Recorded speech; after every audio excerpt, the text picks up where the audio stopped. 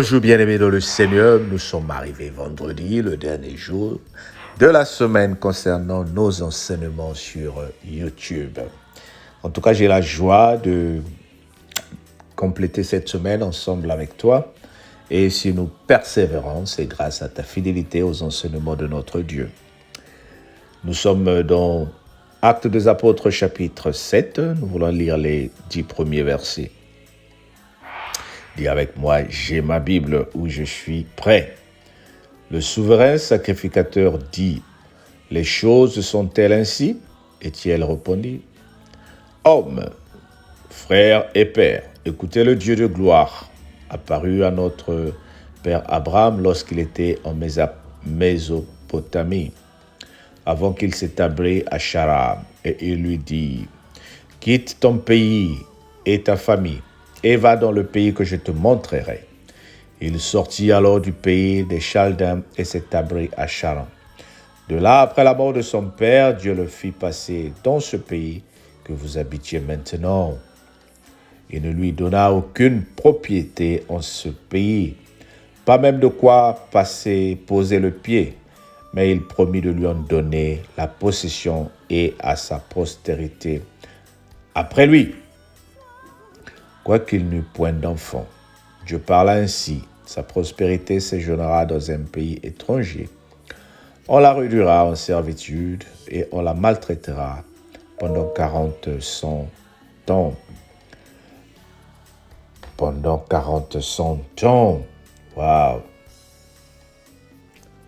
C'est vraiment important. Mais la nation à laquelle ils auront été asservis, c'est moi qui la jugerai, dit Dieu. Après cela, ils sortiront et ils me serviront dans ce lieu-ci. Puis Dieu donna à Abraham l'alliance de la circoncision. Ainsi, Abraham ayant engendré Isaac, le circoncis le 8e jour. Isaac engendra et circoncis Jacob. Et Jacob les 12 patriarches. Les patriarches, jaloux de Joseph, le vendirent pour être emmenés en Égypte. Mais Dieu fit avec lui et le délivra de toutes ses tribulations.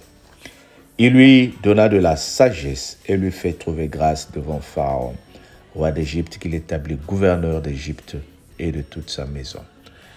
Amen. Pour ceux qui ne comprendront pas ou qui ne comprennent pas la série de ce discours de Étienne avec les souverains sacrificateurs, Étienne a été arrêté parce qu'il est en train de prêcher la parole de Dieu. Comme c'était de coutume avec les apôtres, ils ont été menacés. On ne leur a pas donné le libre choix de prêcher la parole de Dieu. Par exemple, moi ou nous qui faisons tes vidéos, à ce temps-là, en parlant de Jésus, à longtemps, on m'aurait mis en prison. Voilà pourquoi nous vivons le temps de la grâce, bien-aimés. Nous vivons dans un temps où nous avons vraiment la grâce de Dieu. Nous avons le libre arbitre de choisir si nous voulons servir Dieu ou non. Ce que les anciens n'ont pas eu comme grâce. Mais malgré cela, ils ont foncé, ils ont persévéré dans la parole de Dieu.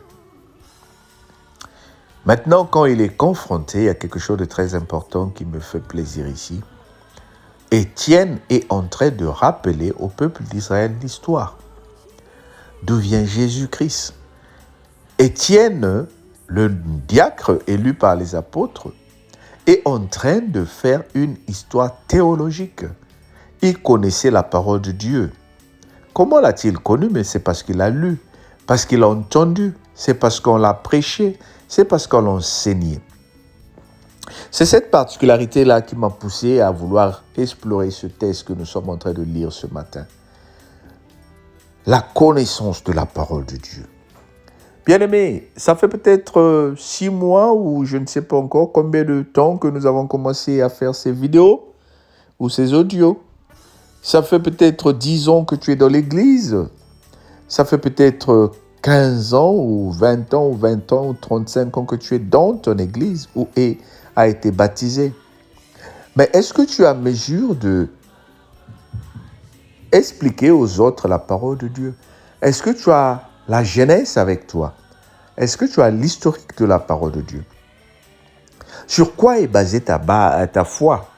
Si tes enfants te demandent, mais papa ou maman, pourquoi tu écoutes toujours ce monsieur-là? Pourquoi nous allons à l'église le dimanche? Est-ce que tu as mesure d'expliquer aux enfants? Ou tu leur diras, nous allons à l'église parce qu'il faut aller à l'église. Nous écoutons ces paroles, c'est parce qu'il faut écouter les paroles. Non, il y a une base dans toutes choses que nous sommes en train d'apprendre. Ce sont des fondations que nous sommes en train de fonder. Et une fois une fondation est bien installée, la maison ne peut pas tomber. Pourquoi nos maisons tombent lorsque les problèmes arrivent dans nos vies? Je parle de la maison spirituelle, ton corps. Pourquoi nous tombons lorsque nous sommes dans des problèmes? C'est parce que la parole de Dieu n'a pas de base en nous. Nous croyons en tout, sauf en la parole de Dieu. Nous croyons à une personne qui va te dire, si tu prenais de l'eau, tu mélanges avec un peu du sel, tu vas guérir. Ça, nous faisons très vite. Nous croyons aux gens qui nous amènent des rêves, des révélations. Nous croyons aux gens qui nous amènent des prophéties. Mais nous croyons moins à la parole de Dieu. Oh bien-aimé, il faut que toi et moi, nous commençons à avaler la parole de Dieu. C'est une arme défensive qui va te permettre de te défendre lorsque le diable t'amène dans des problèmes. Lorsque les problèmes arrivent dans ta vie, la parole de Dieu, c'est la connaissance. Oui, Étienne a été condamné. Oui, il va être lapidé. Mais ce qui est plus important, il a montré aux pharisiens, il a montré à ces personnes qui n'avaient pas la foi en Dieu, comment il était attaché à sa doctrine, comment il avait la foi en lui. Et aujourd'hui, regarde, combien d'années se sont passées depuis? Combien d'années se sont écoulées depuis qu'Étienne a été tué? Combien d'années se sont écoulées depuis que cette histoire s'est passée? On continue à en parler aujourd'hui. Parce que Étienne a eu un impact dans la vie des chrétiens que nous sommes, toi et moi. Il nous a montré à travers la parole de Dieu comment nous pouvons avoir l'impact. Voilà pourquoi je prêche toujours concernant l'impact que toi tu peux avoir dans la vie des autres. La parole de Dieu que tu connais, la foi que tu as, oh bien-aimé, les gens vont te donner une identité. Vous savez, il y a des gens dans les familles, on dit, lui, il ne panique pas. Lui, il ne pleure pas. Lui, on va l'appeler, il a toujours une solution. C'est cette identité-là que moi, je veux que nous ayons. L'identité des gens qui donnent des versets bibliques qui rassurent les autres. Quand une personne t'appelle, tu es capable de donner un passage biblique qui va la rassurer. On ne te demande pas d'avaler toute la Bible, mais garde la parole de Dieu. Connais quelques histoires qui sont plus importantes. Si par exemple quelqu'un te dit, mais pourquoi je dois croire en Jésus? Je peux lui dire, Jean 3, verset 16 dit, car Dieu a tant aimé le monde qu'il a donné son Fils unique, afin que quiconque croit en lui ne périsse pas, mais qu'il ait la vie éternelle. Oh bien-aimé, il y a beaucoup de versets bibliques que toi tu dois te familiariser avec, et tu verras que ta vie va changer, et celle des autres aussi va changer. Alors sois béni et passe un bon week-end. Amen.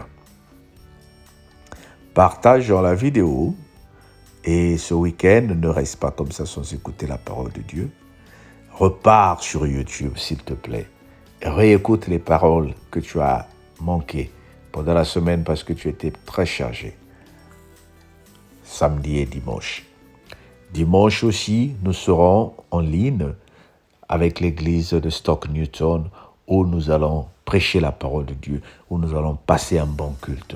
Nous t'invitons, si tu n'as pas d'église, à partir de 12h, heure de France, de te connecter pour écouter la parole de Dieu qui sera prêchée par le pasteur Alain. Que le Seigneur te bénisse et passe un bon vendredi et un bon week-end. On se dit à lundi, sous la grâce de notre Dieu. Amen.